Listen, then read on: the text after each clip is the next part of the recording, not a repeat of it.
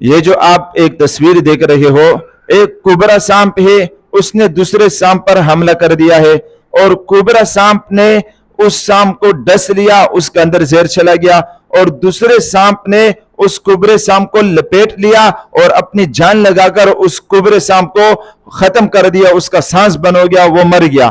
یہ تصویر ہمیں یہ سبق دیتا ہے کہ دیکھو، دونوں ایک قوم کے لوگ ہو، دونوں ایک زبان کے لوگ ہو، دونوں ایک دین کے لوگ ہو، تو جب وہ آپس میں لڑتے ہیں، جھگڑتے ہیں، تو کوئی بھی نہیں جیتتا ہے، دونوں کے دونوں ہار جاتے ہیں۔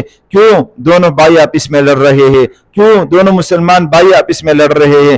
گویا ایسے ہے کہ آدمی خود سے لڑ رہا ہے، تو مسلمان بھائی تو وہ تو ایسے ہے جیسے آپ خود مسلمان ہو، تو اپنے بھائی سے لڑ رہا ہے، تو کوئی بھی نہیں جیتتا ہے، کوئی بھی فاتح نہیں ہوتے۔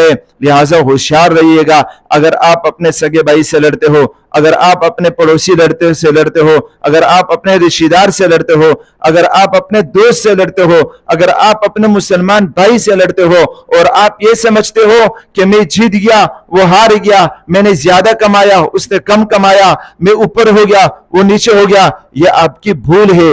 آپ سمجھو بے وقوف ہو، کیونکہ دونوں ہار جاتے ہیں، دونوں ایک قبیلے کے، دونوں ایک زبان کے، دونوں ایک دین کے، دونوں مسلمان جب آپس میں لڑتے ہیں، دونوں بھائی جب آپس میں لڑتے ہیں، بہن بھائی جب آپس میں لڑتے ہیں، میاں بیوی جب آپس میں لڑتے ہیں، گھر والے جب آپس میں لڑتے ہیں، تو یاد رکھو دونوں ہار جاتے ہیں۔ جو خود کو ہوشیار سمجھتا ہے اور خود کو یہ سمجھتا ہے کہ میں جیت گیا، وہ انٹرنیشنل بے وقوف ہے۔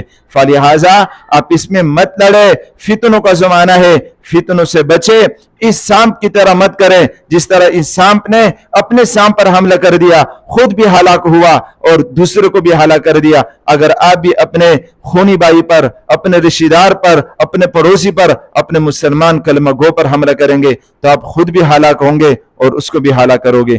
فتنوں سے بچے، ہوشیار رہے ہمیشہ۔